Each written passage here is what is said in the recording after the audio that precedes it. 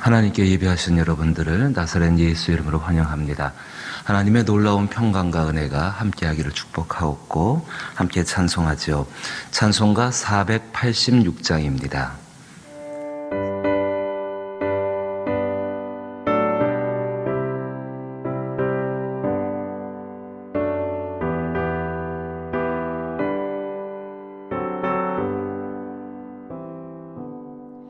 이 세상에 근심된 일이 많고 참 평안을 몰랐구나.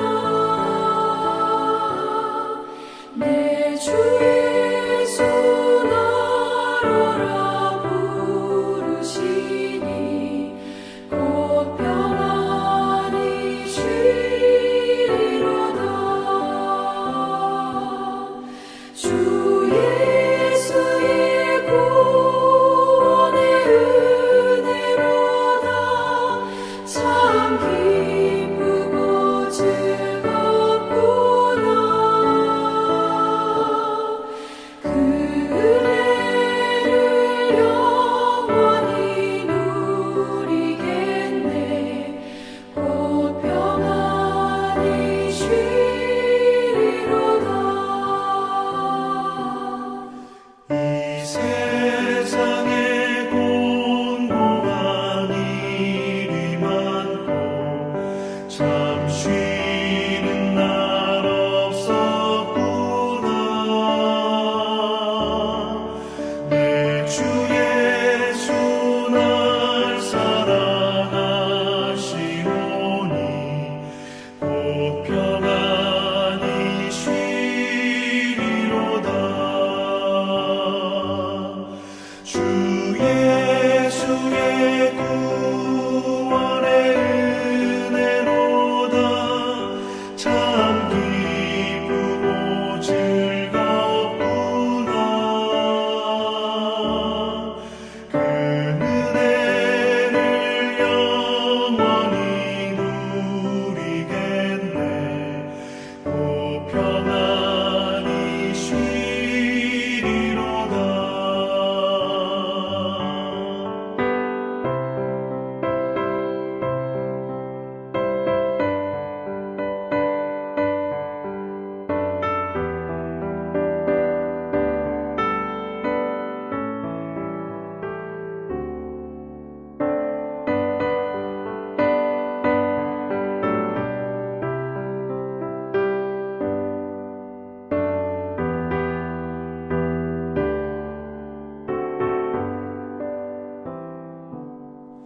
이 세상에 죄악된 일이 많고 참 죽을 일 쌓였구나.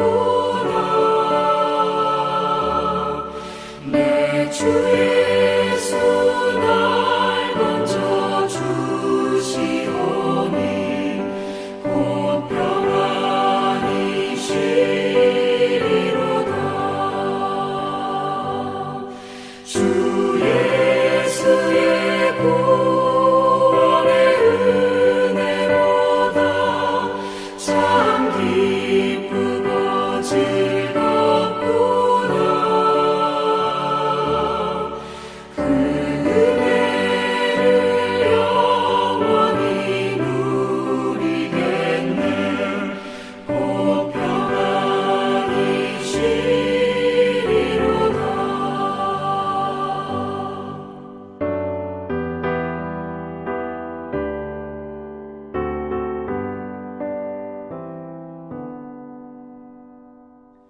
날마다 우리에게 새로운 삶을 허락하시고 그 삶 가운데 함께 하셔서 우리를 선한 길로 인도하시는 하나님 아버지, 저희가 드리는 예배를 통하여서 찬양과 영광과 감사를 받아주시니 감사드립니다.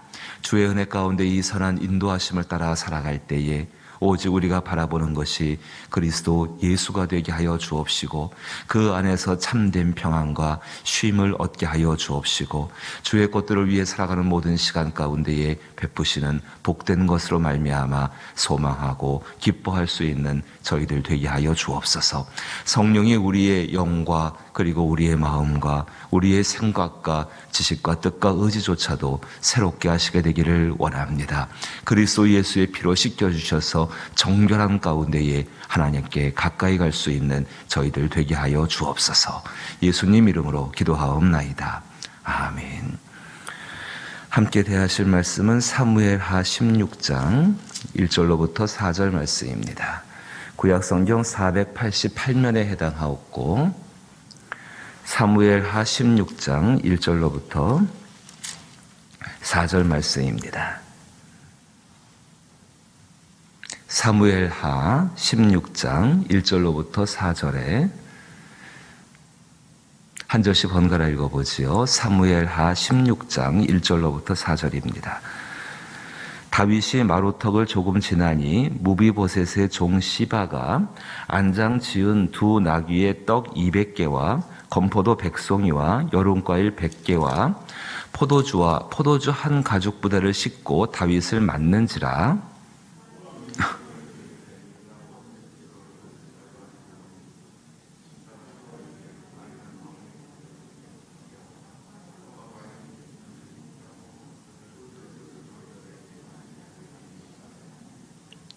왕이 이르되 내 주인의 아들이 어디 있느냐 하니 시바가 왕께 아뢰되 예루살렘에 있는데 그가 말하기를 이스라엘 족속이 오늘 내 아버지의 나라를 내게 돌리리라 하나이다 하는지라.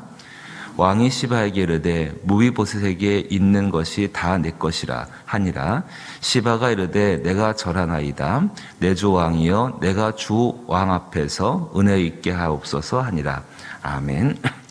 이 다윗의 일생 가운데에 여러 사람이 등장합니다. 근데 그 중에서 이 요나단, 또 요나단의 아들 무비보셋, 또 이 무비보셋의 종이었던 시바, 이 다윗과 요나단, 그리고 다윗과 무비보셋, 다윗과 시바, 이 세 사람의 관계에 대해서, 그 요나단 그 관계에 대해서 우리는 조금 깊이 묵상하고 읽어보시고 묵상하고 생각해 보실 것들이 참 많습니다. 특별히 그 사무엘하 가운데에는 사무엘하 9장 1절부터 13절까지가 이 무비보셋과 이 요나단의 아들 무비보셋과 다윗과의 관계가 등장합니다. 그 가운데선 다윗이 이 요나단과의 그 약속을 기억하고 이 정말 두 발을 다 절게 된 장애를 갖게 된 거지요. 이 무비보셋에게 왕의 식탁을 제공하고 이 선한 은혜, 다윗의 신의를 지키고 그리고 친절과 호의로서 하나님 나라를 넓혀가는 모습이 등장합니다. 그리고 오늘 본문 가운데에서는 그 시바가 그때 어떤 일이 있었냐면은 이 무비보셋이 쫓겨가고 내란 때문에 쫓겨갈 때에 이 사울 집에 있던 모든 것을 상속받은 것이 무비보셋인데 그 재산을 이 시바가 종이었습니다. 이 시바가 자기 것으로 만듭니다. 다윗이 그때 그 모든 재산을 다시금 무비보셋에게 돌려주게 되지요. 이 본문 가운데는 시바가 등장을 하게 되어지고 여러분 기억하십시오. 사무엘하 19장 24절로부터 30절 말씀 보면은 다시금 이 무비보셋과 이 다윗과의 이야기가 등장하게 됩니다.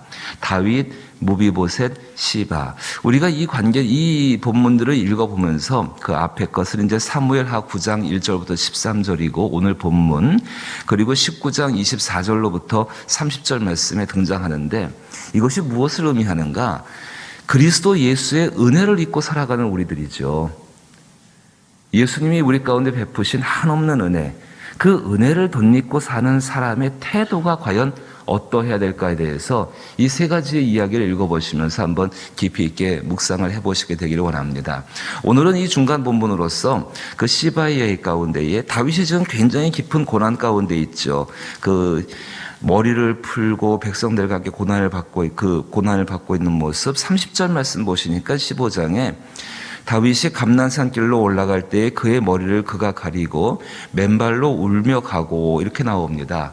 머리를 풀어서 자기의 얼굴을 가리고 맨발로서 어디로 가고 있는가? 32절에 다윗이 하나님을 경배하는 마루터, 늘 하나님께로 나갔던 그 자리 가운데 나가고 있습니다. 참 슬픈 모습이고 불쌍한 모습이고 처량한 모습이시죠. 근데 그런 일에 있을 때에, 자, 16장 1절 보시면은 시바가 나옵니다. 다윗이 마루턱을 조금 지나니 무비보셋의 종 시바가 안장 지운 두 나귀의 떡 200개와 건포도 100송이와 여름과일 100개와 포도주 한 가죽 부대를 싣고 다윗을 맞는지라.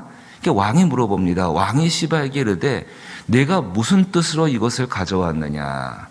다윗이 지금 바짝 경계하고 있어요. 긴장하고 있습니다.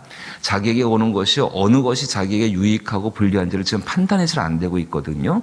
이러한 지금 내란 중에 있습니다. 전쟁 중이잖아요. 가져왔느냐 하니 시바가 이르되 나귀는 왕의 가족이 타게 하고, 그 가족들, 지금 다윗도 맨발로 걸어가고 있는데 그 가족들은 어떻겠습니까? 더 하겠지요.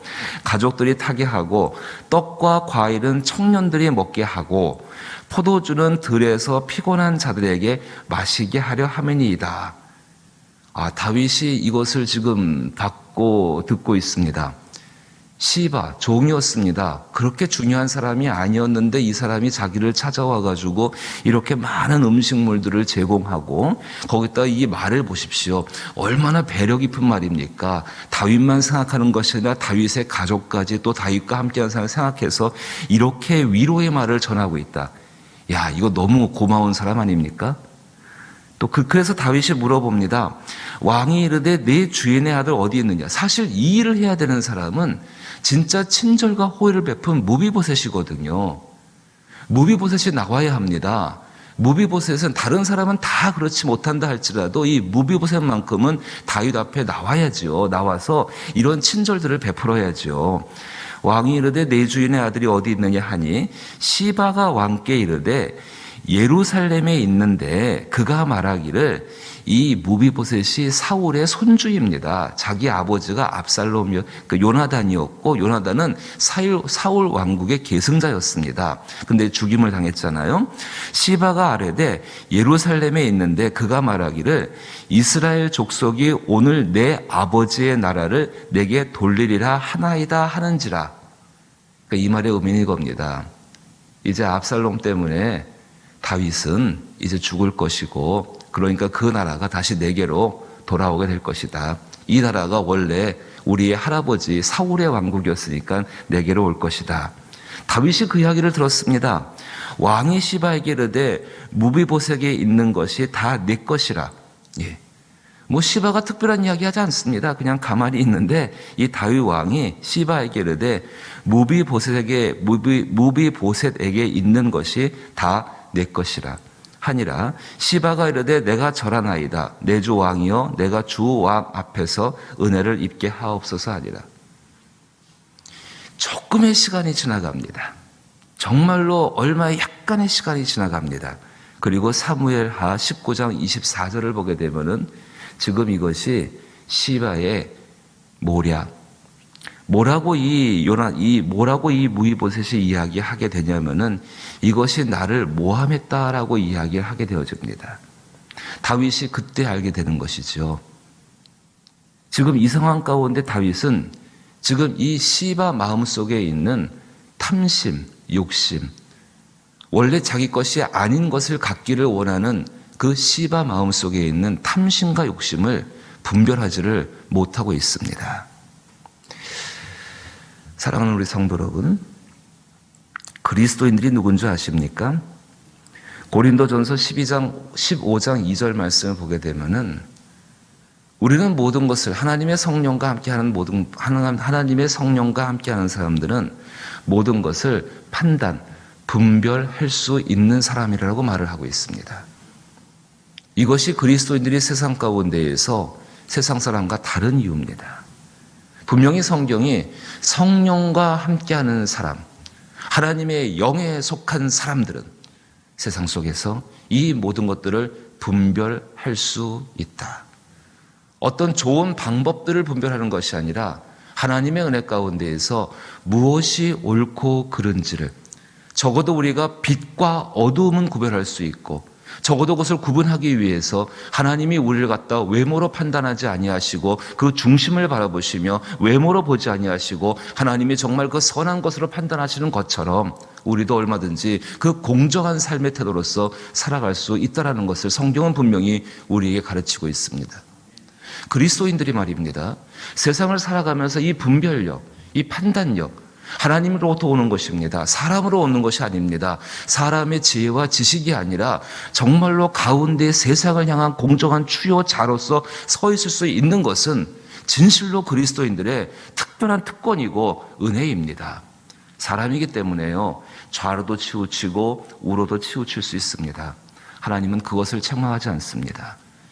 좌로 계속 치우쳐 있고 우로 계속 치우쳐 있어서 그 중심을 잃어버린 그 추가 됐을 때에 하나님께로부터 정말 슬프게도 버림받게 되어집니다. 그게 성경의 역사입니다. 다윗이 지금 그런 실수를 범합니다. 얼마 지나지 않아서 이제 사무엘 한 19장에 가게 되면 깨닫습니다. 아, 내가 정말 그때 어떤 판단을 했었는가. 4절 말씀 다시 보게 되니까는요, 그냥 그 시바의 이야기만 듣고 4절 말씀 보니까는 이 모든 걸 다 철회해 버렸습니다. 그 옛날에 요나단과 맺었던 그 맹약들, 언약들, 그 맹세들 다 잊어버리고요. 요나단이 죽은 다음에 그 요나단을 기억하면서 그 약속을 기억하면서 선하고 친절한 마음껏 베풀었던 그 선한 호의들과 그 모든 것들을 단 한 번에 취소해버립니다. 후회하는 거죠, 나중에. 신의를 잃어버린 그 행동을 후회하게 되어지고, 그렇게 과격하게 급하게 행동할 게 아니었는데, 그로 말미암아 얼마나 이 무비보셋에게 존경과 정말로 귀하게 여김을 받은 이 다윗 아닙니까? 그 모든 칭찬과 명예를 다 잃어버리게 된 것이죠. 한번 나중에도 같이 보겠지만은요, 사무엘하 19장 그 무비보셋의 이야기를 보십시오. 오히려 무비보셋이 내가 당신께 은혜 입은 것이 크기 때문에 당신이 나에게 그렇게 했다 할지라도 나는 그것에 관계하지 않습니다. 나는 이미 주의 은혜를 받은 주의 종입니다. 참된 그리스도인의 모습을 거기 가운데 등장하게 되어집니다. 하지만 오늘 본문 가운데 이 다윗은 그렇게 실수하게 되어집니다. 사람의 이야기를 하는 것이 그렇게 유익한 이야기는 아니지만은요, 19세기 초에 미국의 그 판사 중에 한 분인 제임스 허킨슨이라는 분이 있습니다. 미국 역대 그 재판관들 중에서 가장 공정한 판결을 내리기로 유명했던 판사의 이야기입니다. 근데 이 판사분이요, 재판을 하러 들어갈 때에 이 붕대로다가 자기 눈을 가리고 들어갔다고 합니다. 이 눈을 가리고 들어가니까 사람들이 말할 거 아닙니까? 아니, 어떻게 눈을 저렇게 가리고서 이 재판을 할 수가 있을까? 그건 불가능할 것이다. 혹시 장애인 아닌가? 뭐 별 얘기를 다 들었습니다. 근데 그분은 재판에 들어가서 이 눈을 가리고 재판을 하고 재판이 끝날 때까지 풀지를 않습니다. 재판이 끝나고 나게 되면 이 붕대를 풀어버리고요, 정말 이렇게 자유롭게 살아가게 되죠. 사람들이 물어봤습니다. 왜 그렇게 하십니까? 그때 이분이 이런 이야기를 남겼습니다. 내가 법정에 들어설 때 멀쩡한 눈을 가리는 이유는 사람들을 보지 않기 위해서입니다. 원고나 피고 혹은 참관인들 중에 한 명이라도 내가 아는 사람이 있다면 나 자신도 알지 못하게 판결에 영향을 미칠 수 있기 때문입니다. 법원에 가끔 가보십시오. 사진 보면 요즘 드라마에도 많이 나오는데요, 저울을 이렇게 들고 있잖아요. 눈을 가리고 있습니다. 우리는 이 세상에 공정치 못한 것 때문에 슬퍼합니다. 세상에 있는 깊은 악이 공정하지 못하다는 것입니다. 공평하지 않다는 것입니다. 그거는 세상에 있는 존재하고 있는 악입니다. 그리스도인들은 그 세상에 있는 그 악에 대해서 그냥 공정하지 못한 세상이니까 나도 공정하지 못한 방법으로 살겠다, 그렇게 결단하는 것은 전혀 하나님과 관계없는 사람들의 이야기죠. 그리스도인들은 그럼에도 불구하고 나는 세상 속에서 공정함 속에 살아가겠다. 공정함이라는 것은 저울입니다. 하나님의 공의는 진실로 공정한 저울로부터 시작되어집니다. 저울은요, 양쪽에다 다 무게를 달아봐야 되는 겁니다. 그 추가 한결같아야 합니다. 하나님 말씀은 변하지 않습니다. 그리스도인들이 세상을 살아가면서 공정할 수 있는 것은 한결같은 하나님 말씀을 신뢰하고 그것 가운데 오늘 다윗처럼 자기에게 주어지는 자기 안에서 일어나는 어떤 감정이나 기분 가운데 끌리는 것이 아니라 모든 사실을 알고 난 다음에 이야기해도 늦지 않거든요. 이 공정함이라는 것은요, 양쪽의 저울에 달아보는 것이고, 그래서 우리 삶 가운데 모든 사실을 알기 전까지는 어떤 판단과 결정들, 아니 그 판단과 결정들조차도 하나님께 맡겨드리는 것이 선한 그리스도인의 모습이 되게 될 것입니다. 가정의 삶에서 보십시오. 자녀가 서너 명이, 2명, 3명이 있을 때에 혹은 자녀 1명이 있다고 할지라도요, 그 자녀가 한 행동에 대해서 우리 부모들이 얼마나 이런 공정한 마음, 공정한 저울과 공정한 추를 가지고서 모든 사실을 안 연후에 자녀들에게 이야기하고 또 지도하고 판단하는가. 많이 돌아봐야 할 부분 아니겠습니까? 세상을 살아가면서 사회 속에서 하나님께서 우리 가운데 원하시는 모습이 무엇인지를 생각하고 있지 않다고 한다면 우리는 하나님과 떨어져 있는 사람들입니다. 하나님이 우리와 함께 하시기 때문에 아버지를 닮아가야 되고 그 하나님의 모습, 하나님께서 원하시는 모습이 무엇일까? 우리의 추를, 정말 우리의 자를 주의 말씀 가운데 세워야 합니다. 또 한 가지, 양쪽의 무게를 다 달아본 연후에 그 이후에 행동하고 그 위에 판단해도 늦지 않습니다. 사랑하는 성도 여러분, 오늘 다윗의 모습을 보십시오. 이 모습이 얼마나 그 시바 속에 감춰져 있는 탐심, 그 탐심 앞에서 무기력하게 또 넘어가고 있는지, 이것이 우리 인간의 모습입니다. 우리는 참으로 공정함을 잃어버리기가 쉬운 사이입니다. 하지만 하나님의 한없는 긍휼과 은혜는 여전히 우리를 말씀 가운데로 인도하여 주시고 그 말씀 가운데 서서 주님, 나로 하여금 이 하나님의 성품을 닮아서 사람을 외모로 보는 것, 그저 내 눈에 보여지고 느껴지는 것으로 판단하는 것이 아니라 하나님 말씀의 기준을 가지고 주 예수를 따라갈 수 있게 하여 주옵소서. 그래야 할 때 그 안에서 하나님의 선한 역사, 세상을 공평케 하시고 공정하게 만드시고 공의로서 인도하시는 그 하나님의 역사를 누릴 줄로 믿습니다. 함께 주기도문으로 예배 마칩니다. 하늘에 계신 우리 아버지여, 이름이 거룩히 여김을 받으시오며 나라의 임하옵시며 뜻이 하늘에서 이룬 것 같이 땅에서도 이루어지이다.